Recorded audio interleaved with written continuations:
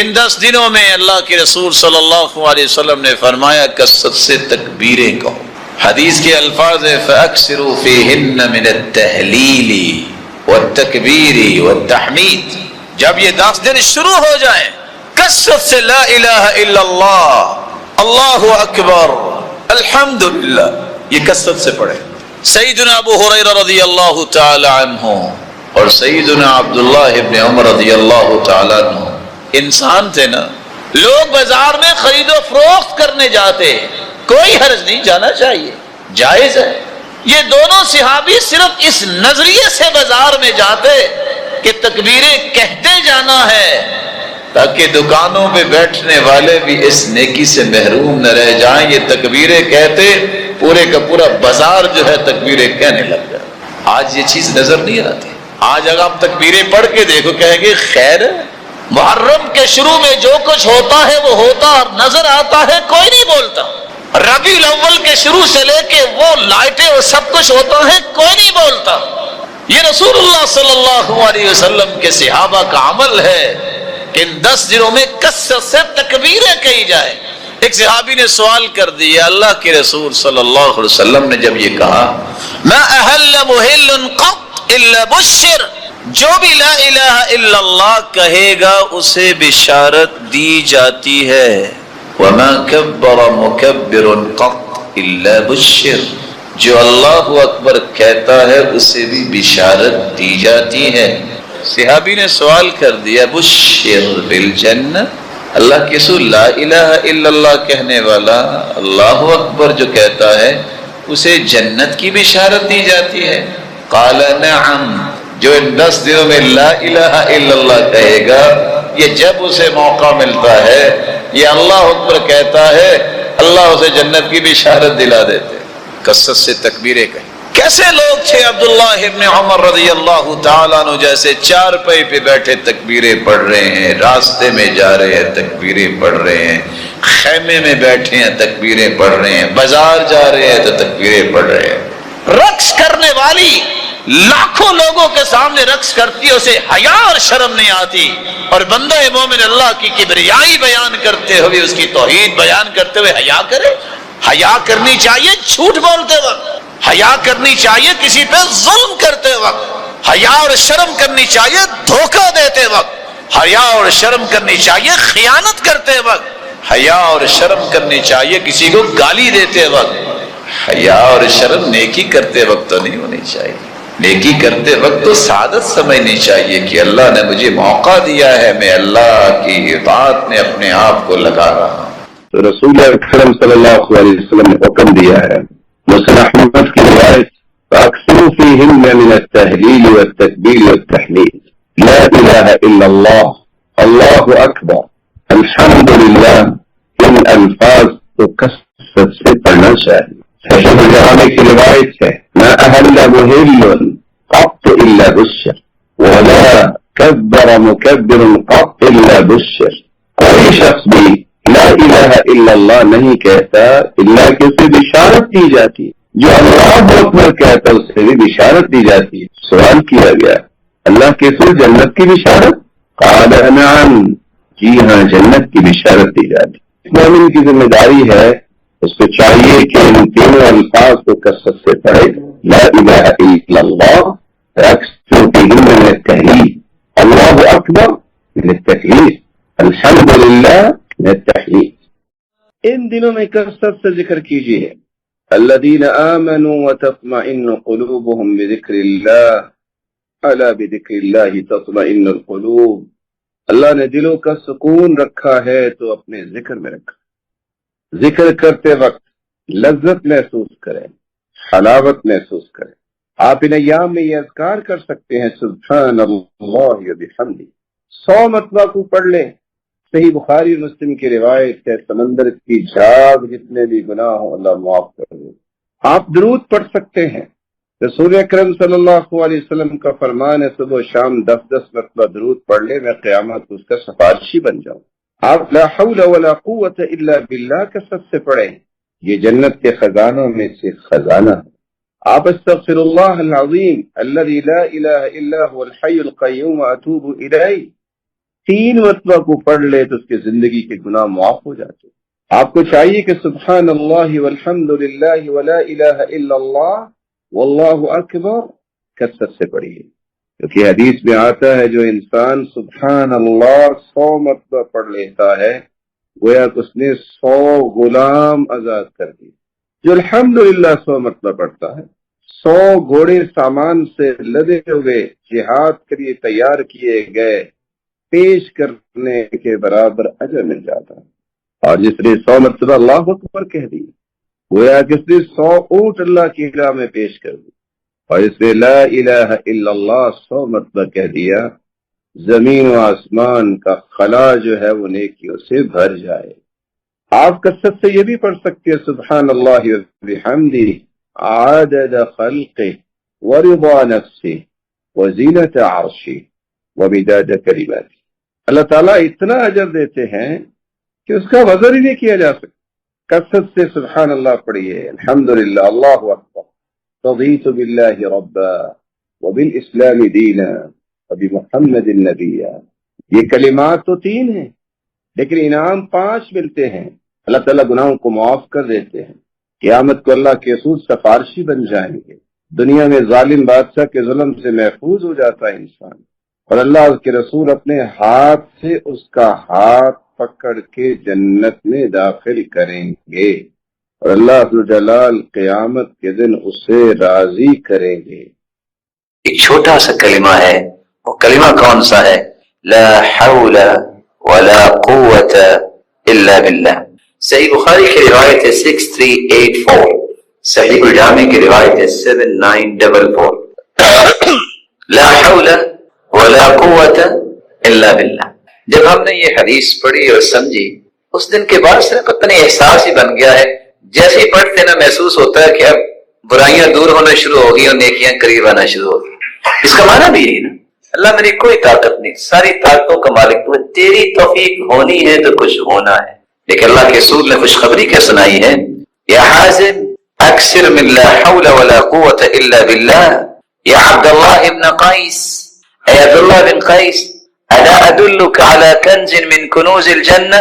میری سچے دل سے بتائیے گا، اگر آپ میں سے کسی کو کہہ دیا جائے کہ یہ بینک ہے، یہ چابی ہے، جو چاہے لے لو، کوئی چھوڑے گا؟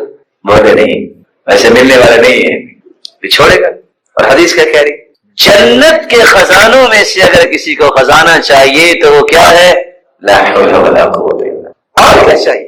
سب سے پہلا اصول جس کی آج تک مسلمانوں کو سمجھ آنی چاہیے تھی، جو آنے کے لیے کوشش بھی نہیں کرتا کہ سمجھ مجھے آ جائے. قرآن مجید نے 3 آیات نازل کی ہیں اور 3 آیات میں سکون کا لفظ بولا ہے اور چوتھے لفظ میں طمأنینت اور اطمینان کا لفظ بولا ہے. تو میں کسی گھر کے سکون اور خوشی کو اگر کھڑا کرنا چاہتا ہوں تو اس کے 4 پلرز ہیں.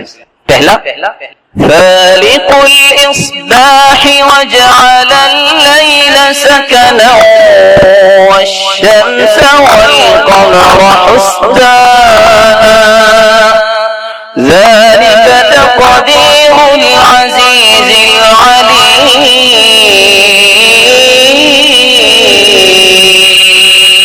العليم. صبح کو پیدا کرنے والا بھی اللہ ہے. وجعل الليل سکنا، رات کو اللہ تعالیٰ نے سکون کا باعث بنایا.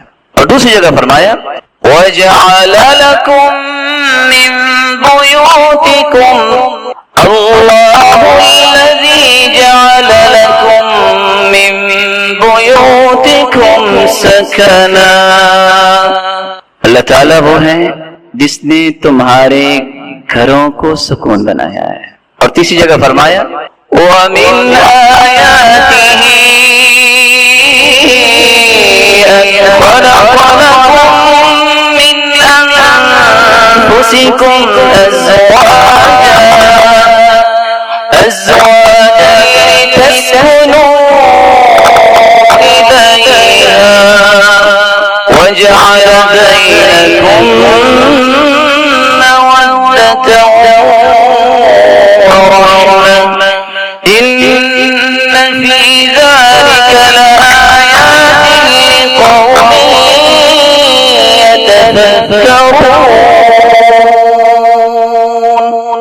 اللہ تعالیٰ کی ویسے تو بہت ساری نشانیاں ہیں، ان نشانیوں میں ایک نشانی یہ بھی ہے کہ اللہ تعالیٰ نے تمہیں اپنے نبی کے ذریعے پیغام دیا کہ نکاح کرو، یہ سنت ہے، اور تمہاری بیوی کو تمہارے لیے سکون کا باعث بنایا۔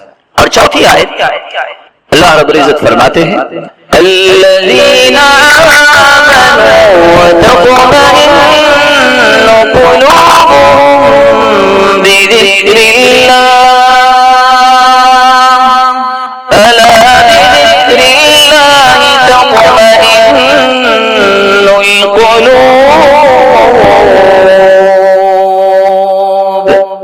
ایمان والوں کا اللہ تعالیٰ نے اطمینان اور سکون رکھا ہے تو اپنے ذکر میں رکھا ہے، لیکن ان چاروں آیات کو سمجھنا ہے۔ جو شخص یہ کہتا ہے کہ مجھے خوشی ملے، سکون ملے، اور اس کا گھر اب اس کے لیے باعث سکون نہیں، دنیا کے کسی کونے میں اسے سکون نہیں ملے گا۔ جو شخص سکون اور خوشی کا متلاشی ہے، اس کے لیے اس کی گھر والی اور گھر والی کے لیے اس کا گھر والا خوشی اور سکون کا باعث نہیں، اس کو دنیا میں کہیں بھی خوشی نہیں ملے گی۔ جو شخص فطرت کے بنائے ہوئے اصول رات کے اندر سکون نہیں حاصل کرتا، وہ دن کے اندر بھی سکون حاصل نہیں کر سکے گا۔ لیکن میں کیا کہنا چاہتا ہوں، کامل خوشی اور کامل سکون اس شخص کو حاصل ہوتا ہے جو رات گزارے اپنی بیوی کے ساتھ اپنے گھر میں، اور اللہ کا ذکر اور شکر اس کی عادت ہو۔ کائنات میں سب سے پرسکون اور خوشیوں کو اپنے دامن میں جمع کرنے والا یہی شخص ہے۔ یہ شخص کہے، آپ دیکھ لیں دنیا کے بڑے بڑے ہوٹلز پہ چلے جائیں، جو گھر میں آپ کو سکون اور خوشی ہے وہ وہاں نہیں ہو سکتی۔ آپ دن کو 4 گھنٹے سو لیں، جو رات کی نیند میں لذت اللہ نے رکھی ہے، وَجَعَلْنَا اللَّيْلَ لِبَاسًا، اللہ تعالیٰ نے اس کو لباس بنایا ہے، وہ دن کی نیند میں نہیں ہے۔ دنیا جہان کے لوگ آپ کو سلیوٹ کرنے والے ہوں، لیکن جو دل کی اتھا گہرائیوں سے محبت، احترام، اکرام آپ کو دے سکتی ہے تو آپ کی بیوی دے سکتی ہے۔ اسی طرح عورت کو خامن دے سکتا ہے، اور دنیا کے اندر کوئی اس کو وہ اکرام اور کوئی اس کو محبت نہیں دے سکتا۔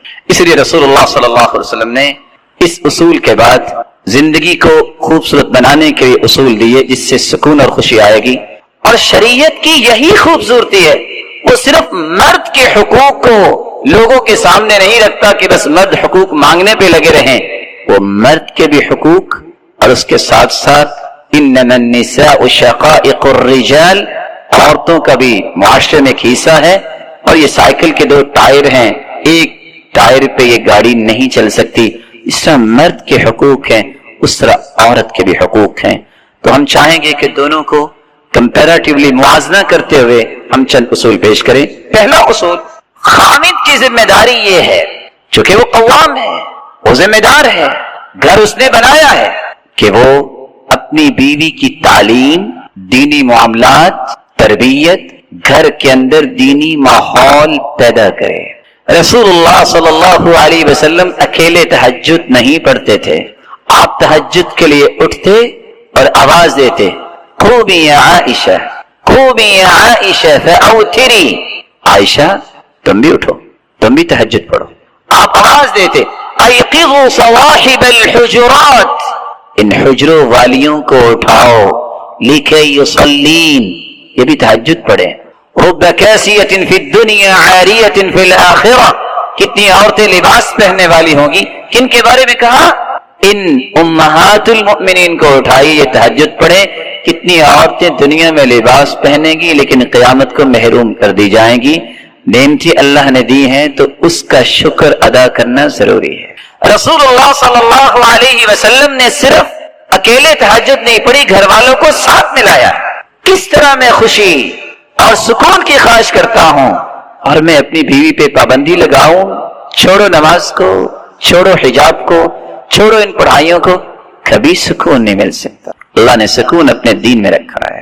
اللہ کے رسول صلی اللہ علیہ وسلم نے فرمایا تھا، رحم اللہ رجلا قام من اللیل فصلى ثم ایقظ امرأته، اللہ اس شخص پہ رحمت کی برکھا برساتے ہیں جو تہجد کے وقت اٹھتا ہے، اپنی گھر والی کو بھی اٹھاتا ہے۔ فإن أبت نضح في وجهها الماء، اگر پس و پیش کرتی یا نہیں اٹھتی پانی کا چھڑکاؤ کرتا ہے تو بسا اوقات سردی میں تکلیف دہ چیز، لیکن یہ ان لوگوں کی باتیں ہو رہی ہیں جنہوں نے اپنا آپ اللہ کو دے دیا ہوتا ہے۔ وَرَحِمَ اللَّهُ امْرَأَةً قَامَتْ مِنَ اللَّيْلِ فَصَلَّتْ وَأَيْقَظَتْ زَوْجَهَا فَإِنْ أَبَى نَضَحَ فِي وَجْهِهِ الْمَاءَ۔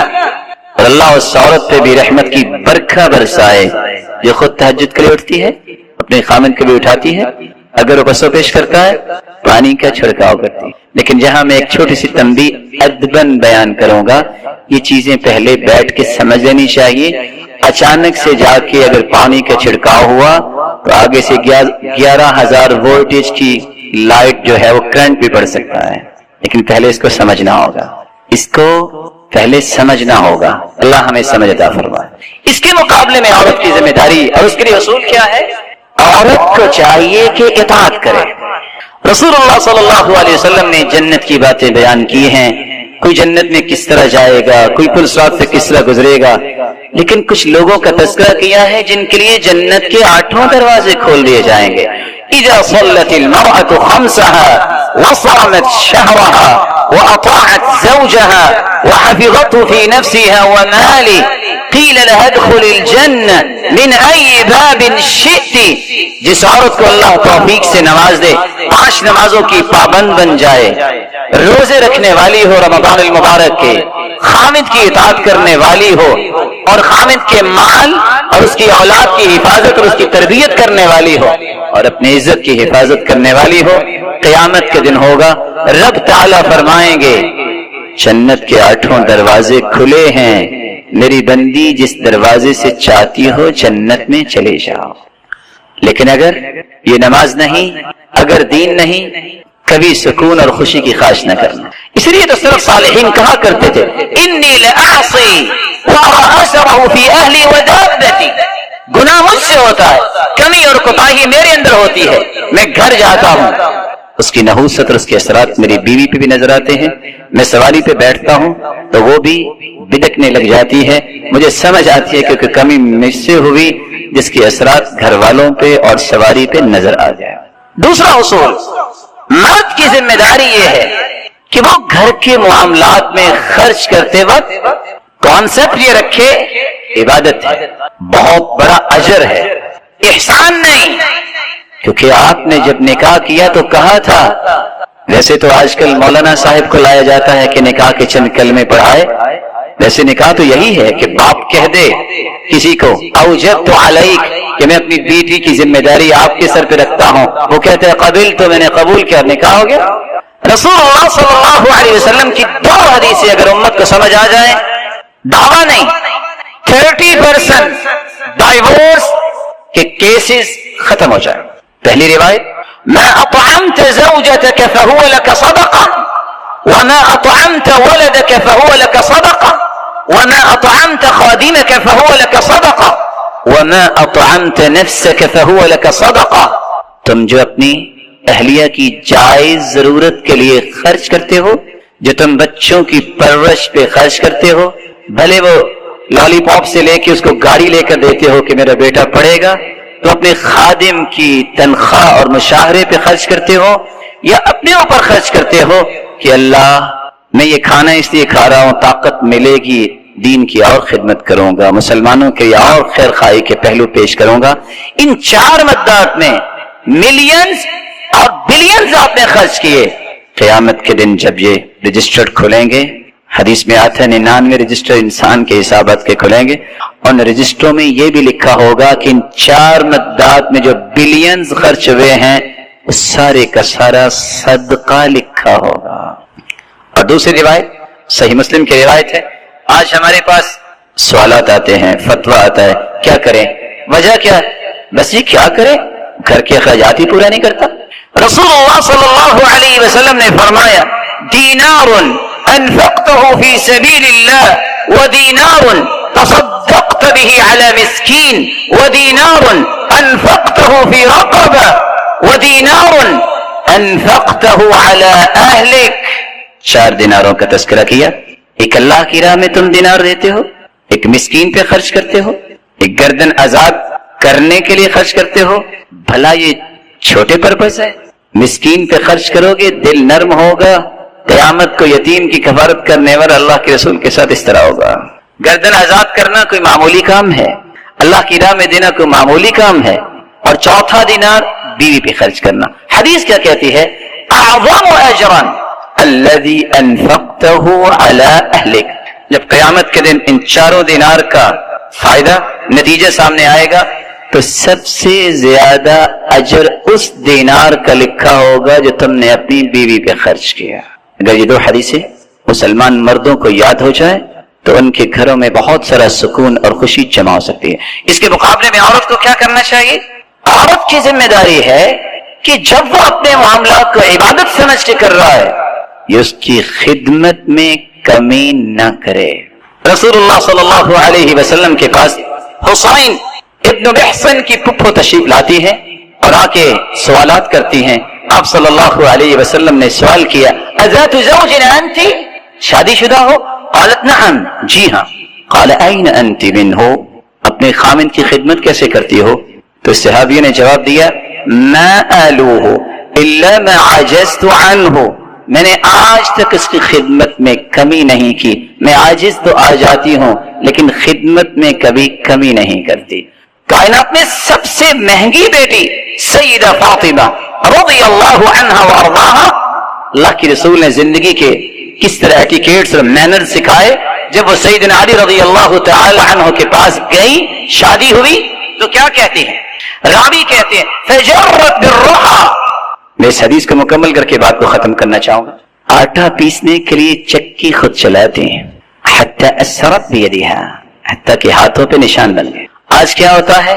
فلاں کے ابا آج آٹا نہیں ہے، ایک کی بجائے 10 بوریاں گھر میں آ جاتی ہیں، پھر بھی نہ شکری ہوتی ہے۔ واستقت بالقر، گھر میں پانی کا بندوبست نہیں، مشکیزہ اٹھاتی، چشمے سے پانی بھرتی، اپنی کمر پہ اپنے کندھے پہ اٹھا کے لاتی، حتی اثرت بنحریہا، کندھے پہ نشان بن گئے۔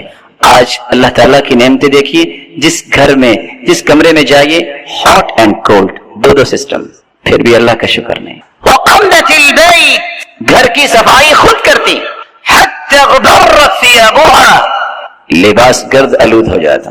وأوقدت القدر، ہنڈیاں خود پکاتی، حتی دکنت ثیابها، اس وقت تو یہ گیس، یہ اوون اور نہ جانے کیا کیا سلسلے آ گئے نہیں تھے، کس طرح وہ پکاتی ہوں گی؟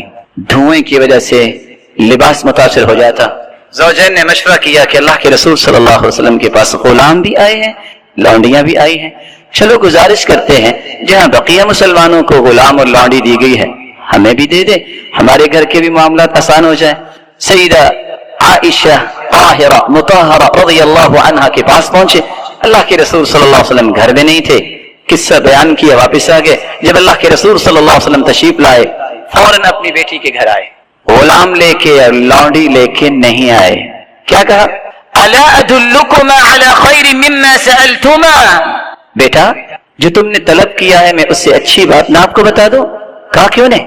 اذا اخذتما مضاجعکما فسبح 33 واحمد 33 وكبر 34 فذلكما خير لكما من خادم، جب کام کر کے تھک جاؤ بستر کی طرف جاؤ تو 33 مرتبہ سبحان اللہ کہہ دینا، 33 مرتبہ الحمدللہ کہہ دینا، 34 مرتبہ اللہ اکبر کہہ دینا۔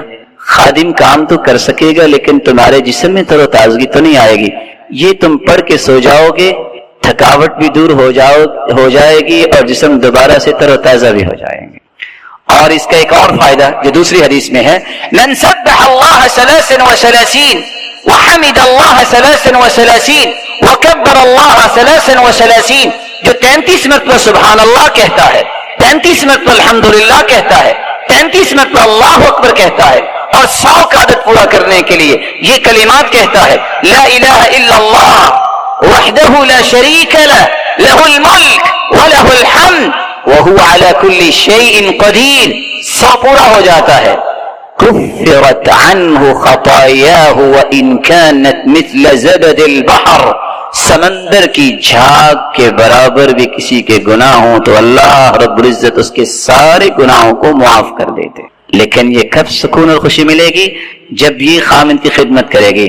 اگر وہ کہے پانی لے آؤ اور آگے سے کہے آپ کو زیادہ چودھری تو نہیں ہے، میں بھی تو فلاں چودھری کی بیٹی ہوں، پکڑ لو یہ سامنے پڑا ہے، کیسے سکون آئے گا؟